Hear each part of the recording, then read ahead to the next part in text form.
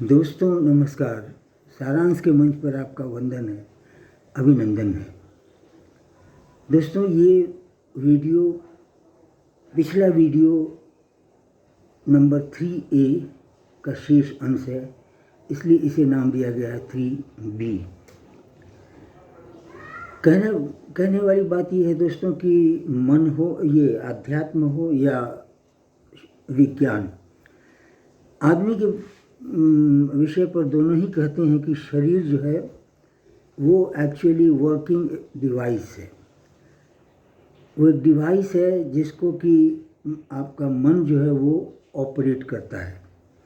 ये डिवाइस और ऑपरेशन विज्ञान कहता है और उधर सांख्य दर्शन कहता है कि कार्य शरीर और सुख मनमय शरीर। तो यहाँ पर ये होता है। उसके बाद आ जाती है बात जब मन पे, तो पहला विषय होता है चेतना। चेतना दोस्तों किसी भी व्यक्ति के अंदर एक प्रकाश होता है। हर आदमी के अंदर एक प्रकाश होता है, एक शक्ति होती है, कोई ऊर्जा होती है जो आपको और चीज़ों का बोध कराती है, आपके खुद का बोध कराती है, आपसे संबंधित चीज़ों का, यानी वो बोध कराती है। तो अब यहाँ जब वो बोध होता है तो हम अपने अहंकार आत्मबोध करते हैं, जिसे अहंकार कहते हैं। उसके बाद दोस्तों इसके दो अंग हैं, एक है विवेक और दूसरा है मन। विवेक पर हम काफ़ी चर्चा कर चुके हैं, इसकी उपयोगिता पर भी बात कर चुके हैं। और दूसरी तरफ ये जो है मन का संबंध विशेषकर भावनाओं से है तथा इच्छा से है। और वैसे देखिए तो आपको जैसे ही अपने आप की चेतना होगी, आपको कोई ना कोई इच्छा की चेतना जरूर होगी, आपके मन में कोई ना कोई इच्छा प्रकट जरूर होगी। दोस्तों यह चेतना ही हमारा अस्तित्व है, इसलिए हमें आत्मबोध प्रदान करता है। क्योंकि जब चेतना चली जाती है शरीर से, केवल चेतना वो अंदर सिमट जाती है, तो शरीर जो है सो वेजिटेटिव रह जाता है, मतलब हेडलेस।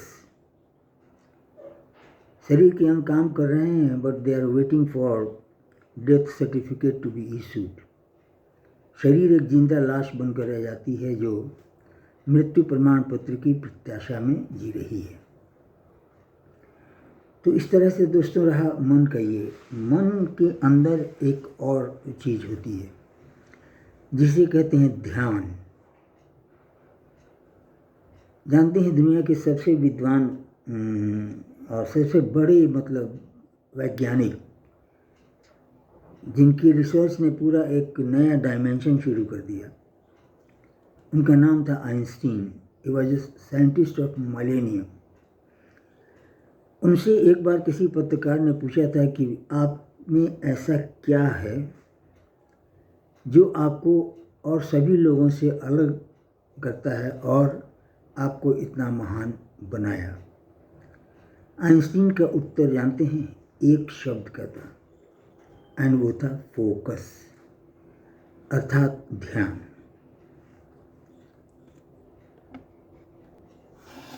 अब दोस्तों इस ध्यान के साथ ही और बुद्धि विवेक तथा मन के साथ ही हम लोग या हर कोई भी आदमी बाहर की दुनिया में कैसे व्यवहार करता है, ये इसके बारे में विज्ञान कहता है कि ये 4 स्टेज में पूरा होता है। पहला स्टेज जो होता है बोध का होता है, यानी कोई भी चीज़ जब हमारे इंद्रिय के बोध क्षेत्र में आता है तो हमें महसूस होता है कि कुछ है। उसके बाद जब हमारा ध्यान वहाँ जाता है तो पाते हैं कि हाँ ज़रूर कुछ है। तब उसके बाद ध्यान क्या करता है कि वहाँ से पहचानना, ये सीरियल शीर्षक का नाम, तो वहाँ से उसके एक बात कहना मैं भूल गया, फिर से मैं कहना चाहूँगा कि किसी भी चीज़ का बोध जब होता है तो हमारा मन उसे एक चित्र में बदल देता है। वो चाहे सूंघने का बोध हो या स्वाद का रस का बोध हो या कोई भी बोध हो, हमारा मन उसे एक चित्र के रूप में बदल देता है। इस चित्र को ध्यान हमारा लेकर डिफरेंट सेल्फ से टैली कराते चलता है, पूछता है, देखता है ये शर्ट है, ये हवाई जहाज़ है, ये शिप है, ये शेर है, छिपकली है, स्टूल है, ऐसे ऐसे करते हुए पता नहीं ये साइकिल है, तो इतना हो जाएगा कि साइकिल है। ये हुआ पहचान। दूसरा स्टेज होता है विश्लेषण। विश्लेषण में ध्यान उस चित्र को लेकर और भी गहराई तक जाता है, जहाँ भावनाओं की तुलना होती है कि वहाँ इसकी कैसी स्मृति है, यानी इससे तकलीफ़ होगा या खुशी मिलेगी, क्रोध उत्पन्न होगा या मन शांत होगा, क्या भावना होगी यह उसके साथ आ जाती है मन में चित्र। ये 3 स्टेज हुए। चौथा स्टेज आपकी बुद्धि या आपके विवेक का संयुक्त रूप से कहिए तो है, वो है निर्णय कि यह जो चीज़ है यह दोस्त है या दुश्मन है। अगर दोस्त है तो इससे कैसा व्यवहार करना है और कितना हद तक व्यवहार करना है। शत्रु से व्यवहार करना है तो करना है कि नहीं करना है, करना है तो कैसा व्यवहार करना है, किस हद तक व्यवहार करना है। ये सारी बातें विश्लेषण करके निर्णय होती हैं, और जब यह निर्णय हो जाता है तब यह शरीर को निर्णय दे दिया जाता है कि मन इसको एग्जीक्यूट कर दे, और वो अपने कर्मेंद्रियों के द्वारा इसे एग्जीक्यूट कर देता है। दोस्तों, ध्यान के साथ एक बहुत महत्वपूर्ण बात है। जैसा हमने कहा कि आइंस्टीन ने बताया कि ध्यान सबसे महत्वपूर्ण चीज़ है मन का। ध्यान आपके मन के, आपकी इच्छा के वशीभूत रहना चाहिए, आपकी इच्छा के अधीन ध्यान को रहना चाहिए। मन के अधीन ध्यान को नहीं जाना चाहिए। आपकी इच्छा में रहता है तो आप विवेक का उपयोग करते हुए इसका उपयोग जहाँ तहाँ करते हैं। लेकिन एक नियम है, इसके साथ याद कीजिए कि पहला नियम कि यह एक बार में किसी एक ही चीज़ का या तो बोध करेगा या तो व्यवहार करेगा। यह ध्यान only one thing at one time के रूल पर चलता है। दूसरा ये कि जिससे भी आपका ध्यान कनेक्ट हो जाएगा वहाँ आप कनेक्ट हो जाते हैं और आपकी दैविक शक्तियाँ वहाँ प्रवाहित होने लगती हैं। और अगर आप इस तरह से इच्छा से या मन से ध्यान को किसी चीज़ पर ध्यान देते जाएं, कनेक्ट करते जाएं, तो उसमें आप पाएंगे कि वृद्धि हो रहा है। वो चाहे कुछ भी हो, वो धन भी हो सकता है, दरिद्रता भी हो सकता है, ड्यूज का बिल अमाउंट भी हो सकता है, लेकिन जो है उसमें वृद्धि होगी। ये इसका नियम है। दोस्तों, इस ध्यान से संबंधित एक शोध का वर्णन करना ज़रूरी है, जो स्टैनफोर्ड यूनिवर्सिटी में लगभग 1955 या 60 के दशक में शुरू हुआ था। इसका शीर्षक था locus स्टैंडाई, locus control, not स्टैंडाई, locus control. इस पर रिसर्च करना, शोध शुरू हुआ, खिंचता गया, काफ़ी लंबा होता गया। इस पर रेगुलर पत्र पत्रिकाओं में लेख छपते रहे, इसका रिसर्च आर्टिकल पब्लिश होता रहा, किताबें लिखी गईं, और ये शोध लगभग 50 इयर्स तक चला। और उसके बाद जो उसमें से निष्कर्ष निकला वो ये था कि आप जहाँ से ऑपरेट होते हैं इस बात पर निर्णय करता है आपकी खुशी अथवा आपकी तकलीफ़, या आप खुशी में जी रहे हैं या तकलीफ़ में जी रहे हैं, जिएंगे। ये इस बात पर निर्भर करता है कि वो जो कंट्रोल का पॉइंट है वो आपके हृदय के अंदर जो एक पॉइंट है उससे कितना दूर है। यानी इसका आइडियल प्लेस, ये कंट्रोल का सेंटर जो है वो हमारे हृदय के अंदर होना चाहिए, वहाँ से इसे कंट्रोल करना होना चाहिए। लेकिन वहाँ से जैसे ही जितना धीरे धीरे ये दूर जाता है, मनुष्य के दुख बढ़ते जाते हैं। और सही में है कि जहाँ अपने ध्यान के, अपनी इच्छा के अधीन ध्यान है, तब तक वो हार्ट में पॉइंट ऑफ कंट्रोल प्लेस्ड है, और नहीं तो मन उसे जहाँ जहाँ ले जाता है विषयों से कनेक्ट कर देता है।